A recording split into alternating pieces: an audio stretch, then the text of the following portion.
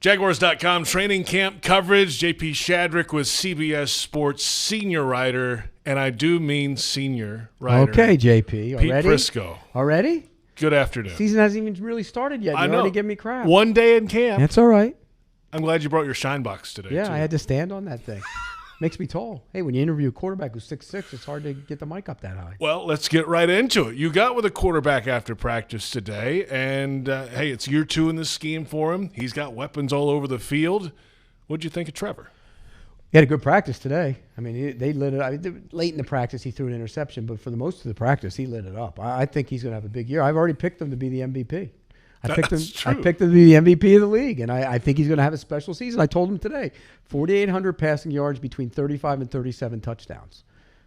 And this team has a legitimate chance to be the number 1 seed in the AFC. I'm not necessarily saying they're going to be the best team in the AFC, but because of the division, they're going to play 4 games against rookie quarterbacks, maybe 5 or 6, depending on if Will Levis somehow ends up being a quarterback in Tennessee. Yep. They get a rookie quarterback against Carolina. They get a quarterback who hasn't played much in Atlanta. I mean, it's favorable. The schedule is favorable. They get Buffalo, not at Buffalo. They get him in London. Big. So I think the schedule is favorable to get them to 12 or 13 wins. And if that happens and he puts up the numbers I think he's going to put up, he's going to end up being the MVP. Weapons all over the field. We know what Kirk and Zay Jones did last year. You add Ridley to that mix, who's uber motivated, I think, to prove a point and get back that he's among those elite receivers in the NFL. You can argue where in that stratosphere he could be if he's healthy. But we'll find out, I think, this year. I think we're finding out early he can certainly hang in that field. Yeah, I don't think there's any question. You know, is he Justin Jefferson, Jamar Chase in that class? We don't know that, but probably not. But he might be right there with, you know, those A.J. Browns and Diggs and what they meant to their team. Look what A.J. Brown went to the Eagles. Look what he did for Jalen Hurts. Stephon Diggs went to the Bills, and look what he did for Josh Allen. So I think if you look at it from that standpoint, I think it's a great acquisition. It's one of the best acquisitions of the entire offseason. It wasn't the offseason, but they got him last year. But it really is the offseason because he wasn't eligible to be reinstated. So it's a great move. He was close to being a 1 receiver in his last year in Atlanta.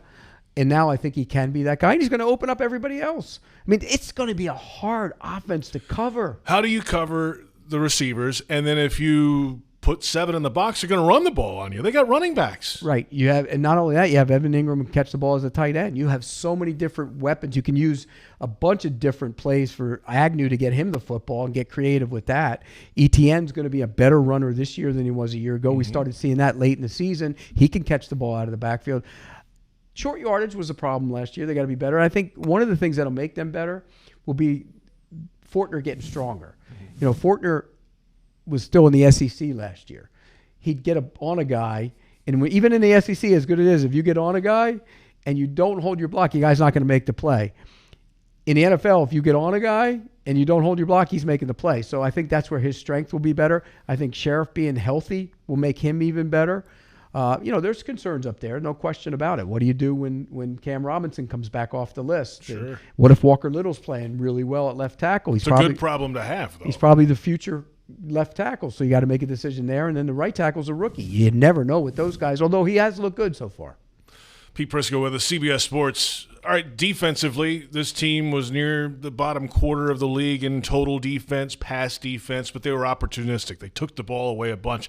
It's not like they went out and brought in a bunch of new faces. There's a lot of the same faces. They're counting on development of some of these key pieces, certainly the first-round picks. I talked to Devin Lloyd today. His head seems clear. He's a little bit stronger. He understands the rigors of what it takes in the NFL, and some of the noise from the outside, I think, got to him last year.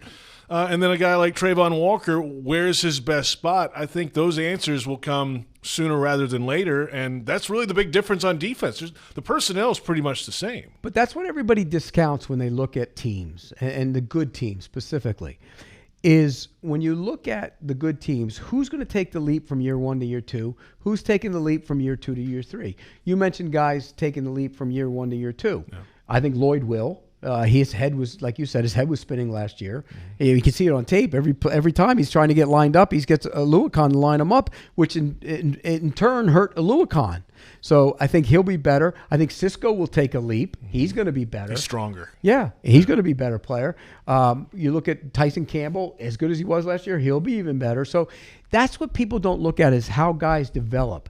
Walker has to be a big-time pass rusher. Has to be. They can rush him more inside. I think he can beat the guard inside, so I think he might go in there some. But he's, from what, talking to Doug Peterson after practice, he says the offensive linemen are raving about the moves he's learned in the offseason. That's what he had to do. We talked about it every Monday, JP. He runs right into the center of the tackle. Not anymore. 12-win team? It should be. If they don't, let's put it this way. In my mind, if they don't win 12 wins, it's a fail. A fail? Fail. That means they're in the playoffs, though. Correct. Still. If they win 11? Maybe 11 gets you in, but I think they want they got to. It's a fail at 11. You got to seek higher ground. This is a number 1 seed. This team needs to be getting the bye and playing with the number 1 seed. And I think there's possible. The schedule's favorable. Kansas City in week 2 is a bonus for you. Buffalo in London's a bonus for you. You normally wouldn't get those. Those are games that you have to find a way to win. And if you find a way to win those games with the way the rest of the schedule is, I think they're going to end up with the number 1 seed. Now, there's always this, though. They learned how to win last year. They learned how to win close games. Yes. They learned how to win playoff game. They learned how to win big games. Some of these teams, like everybody's anointing the Jets already, they haven't learned how to do it yet. So that's a big advantage for them. But now comes the tough part, is keeping the edge to do that again. And I think it's sustainable because of the quarterback. Whenever you have that guy, it's sustainable. Pete, we're looking forward to Jaguars Happy Hour Monday. It debuts for the season. Hopefully I can call in, because I'm not going to be on the first one. Yeah, that's a week from today. Yeah, next Monday. So you're going to call in. I'm going to try to. Training camp. I'm in Green Bay. But after that, smooth sailing. You have a full-time job. I get it. Yeah, after that, smooth sailing. And we're looking forward to that. Baselli was here at practice today. Didn't want to stick around for some reason. I don't know. He wants pads. He can't wait till tomorrow. Yeah. You know how he is. I got to see him in pads. I love that. Looking forward to that next week. Pete, thanks for the time. You got it. Pete Prisco, CBS Sports at Jaguars Training Camp.